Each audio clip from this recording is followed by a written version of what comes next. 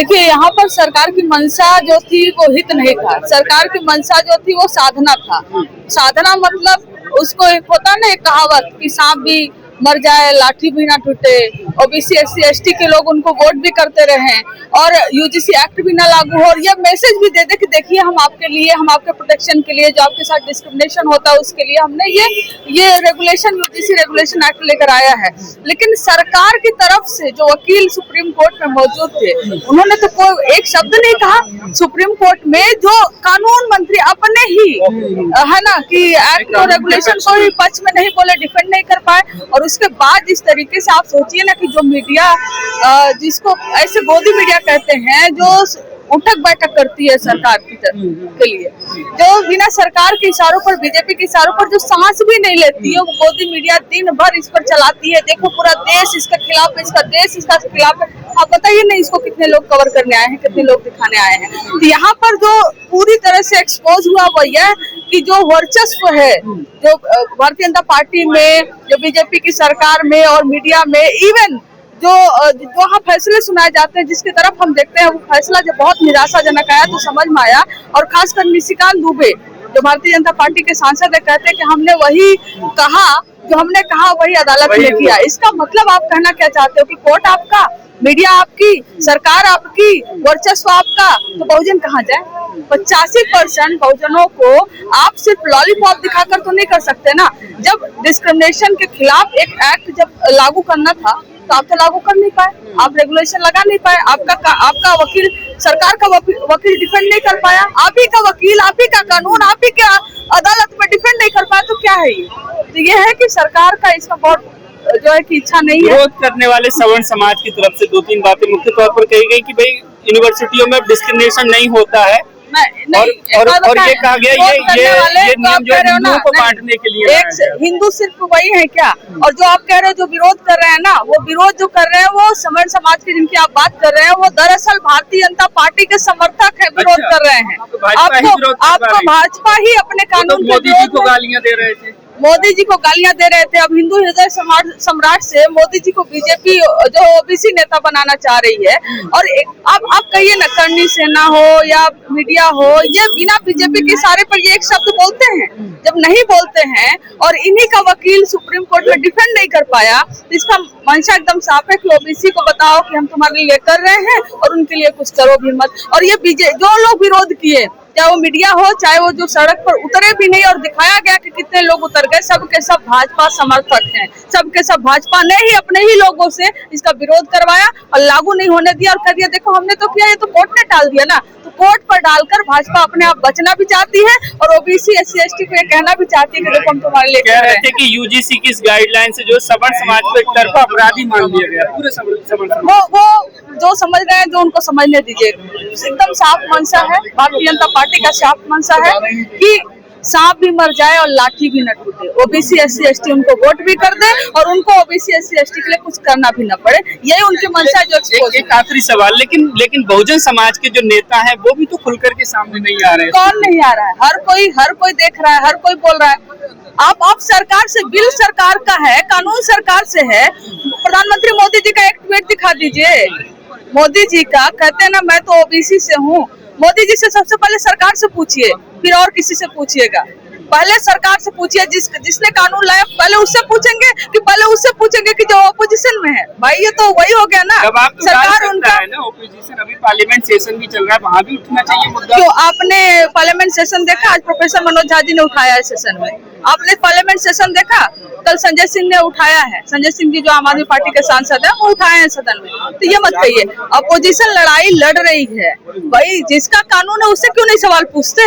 क्यों नहीं गोदी मीडिया सवाल पूछते? क्यों नहीं बीजेपी सवाल पूछते? क्यों नहीं हिंदू हृदय सम्राट जो अभी ओबीसी नेता बनने चले हैं प्रधानमंत्री नरेंद्र मोदी जी सवाल पूछते?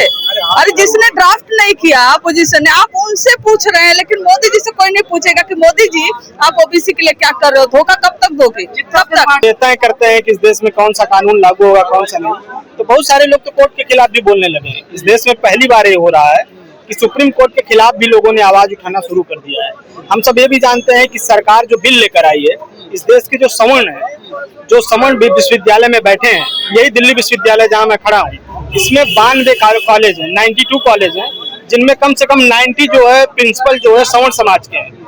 तो उसमें जब पदेन अध्यक्ष जो है विश्वविद्यालय या कॉलेज का आदमी बनना था तो सवर्ण नहीं बनता, उससे क्या दिक्कत थी। इस देश में बहुत सारे लोगों के खून में शामिल हो गया है, वो अन्याय करेंगे। और इस देश के सवर्णों ने कभी भी न्याय के बारे में सोचा ही नहीं। ये जो हजारों साल की जो परंपरा है, जो शोषण और अन्याय की है, एक एक्ट से डर रहे हैं। बताइए, अगर 52% आरक्षण लागू हो गया, प्राइवेट सेक्टर में रिजर्वेशन अभी आना है, ये सब हो गया, तब तो ये मरने पे तैयार हो जाएंगे।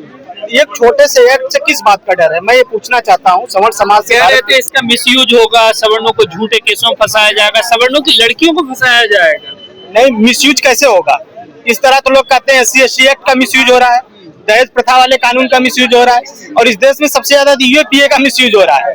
दरअसल ये आंकड़े नहीं है, कहीं 1-2 मामले हुए होंगे जहाँ किसी कानून का मिसयूज किया गया होगा, लेकिन कानून तो सबकी सुरक्षा के लिए है। भाई मिसयूज करेगा तो 420 में आपको केस करने का भी तो ये अदालत मौका देती है। आप क्यों डर रहे हैं? आप दरअसल केस से इसलिए डरते हैं क्योंकि आपके जहन में शामिल है कि आप अन्याय करेंगे। भाई कोई सवर्ण व्यक्ति ये क्यों सोच कर बैठा है कोई भेदभाव करेगा, उसके ऊपर केस होगा। जैसे आप कह रहे हैं कि लड़की कह रही है कि उसे फंसा दिया जाए, कैसे फंसाया जाएगा?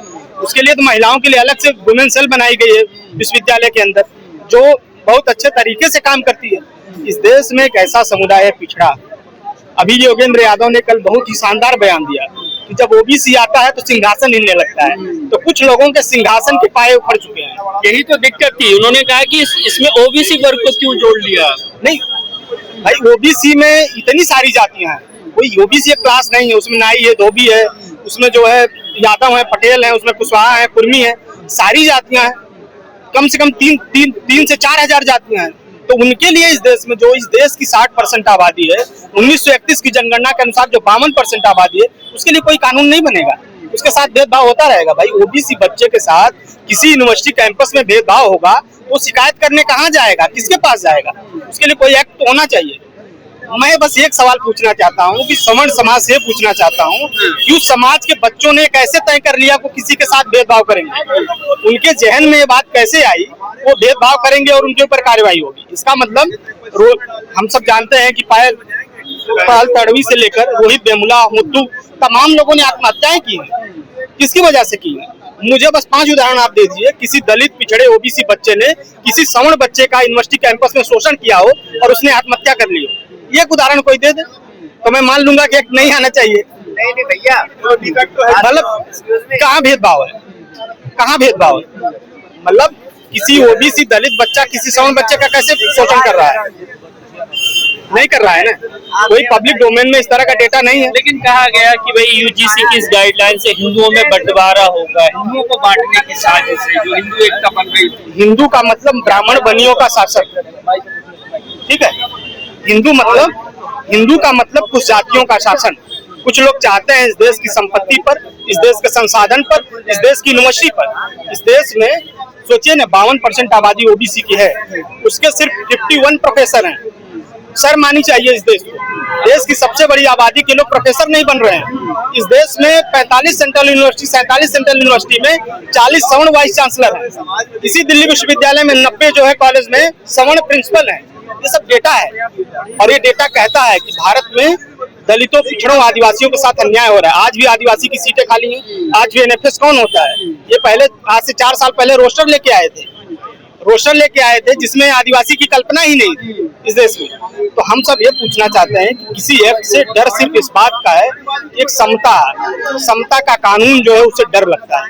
इस देश के सवर्ण चाहते हैं कि सामान कानून ना बने, उनका भेदभाव, उनका वर्चस्व लगातार इसी तरह जारी रहे। बहुजन समाज के जो नेताओं का रुख था वो आपको कैसा लगा? तमाम लोग सोशल मीडिया पे लिख रहे थे, उन लोगों ने, वो लोग भी जो है इसकी पैरवी नहीं कर रहे हैं। मैं अभी बहुजन नेताओं पे इसलिए नहीं आना चाहता हूँ क्योंकि मैं जानता हूँ कि ये बिल सरकार लेकर आई है और कोर्ट में जब डिफेंड करना था तो सरकार के वकीलों ने डिफेंड नहीं किया, क्योंकि ये सरकार दलित विरोधी है, ये सरकार आदिवासी विरोधी है। कहीं हसदेव का जंगल काटा जा रहा है, तो कहीं दलितों को मारा जा रहा है, कहीं दलितों के घर उजाड़े जा रहे हैं, तो कहीं OBC के खिलाफ कानून बनाया जा रहा है। इस सरकार की जिम्मेदारी है ना भाई। विपक्ष तो है, विपक्ष को बोलना चाहिए। मैं ये उम्मीद करता हूँ कि विपक्ष के जो बहुजन लीडर हैं वो कम से कम बोले। प्रोफेसर राम गोपाल जी का बड़ा शानदार बयान कि जो लोग सड़कों पर निकल कर, कुछ लोग बोले, हाँ, सड़कों पर निकलकर जो लोग विरोध कर रहे हैं और जिनका विरोध कर रहे हैं, अगर वो लोग निकल गए तो क्या होगा? ये जो आज लोग आए हैं, ये लोग अगर निकल गए तो क्या होगा? इस देश के 90% जो बहुजन है वो अगर सड़क पे आएंगे तो और लोग कहाँ जाएंगे? जब सुप्रीम कोर्ट ने इस पर स्टे लगाई तो चित्रा त्रिपाठी कह रही थी कि भाई ब्राह्मण ठाकुर बनिया जीत गए और बंटवारा करने वाले हार गए। तो वही तो कह रहे हैं भाई, कोलेजियम में कौन लोग हैं? तो कुणाल कामरा की एक कॉमेडी का वीडियो बहुत घूम रहा है कि कोई ऐसी कमेटी बना दो जिसमें ब्राह्मण ना हो, तो बना कर ये दिखाएं पहले।